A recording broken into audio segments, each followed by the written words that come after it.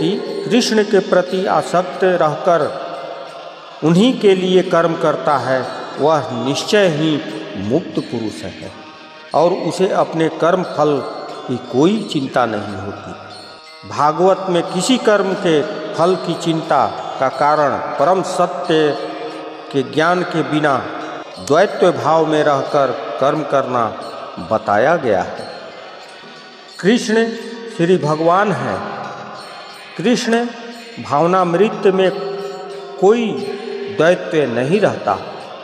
जो कुछ विद्यमान है वह कृष्ण की शक्ति का प्रतिफल है और कृष्ण सर्वमंगलमय है। अतः कृष्ण भावनामृत में संपन्न सारे कार्य परम पद पर हैं। वे दिव्य होते हैं और उनका कोई भौतिक अभाव नहीं पड़ता।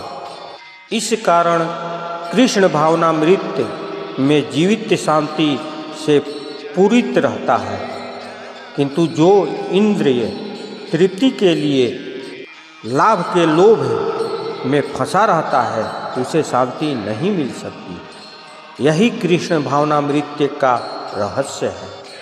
यह अनुभूति की कृष्ण के अतिरिक्त कुछ भी नहीं है।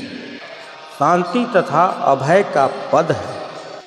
जब देहधारी जीवात्मा अपनी प्रकृति को वश में कर लेता है और मन से समस्त कर्मों का परित्याग कर देता है, तब वह 9 द्वारों वाले नगर में बिना कुछ किए कराए सुखपूर्वक रहता है।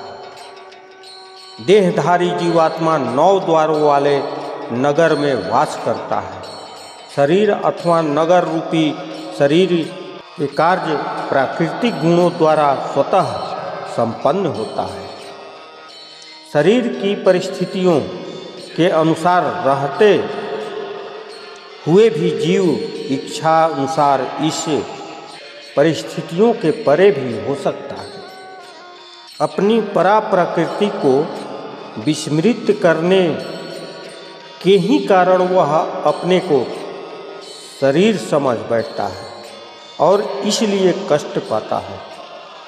कृष्ण भावनामृत के द्वारा वह अपनी वास्तविक स्थिति को पुनः प्राप्त कर सकता है और इस देह बंधन से मुक्त हो सकता है।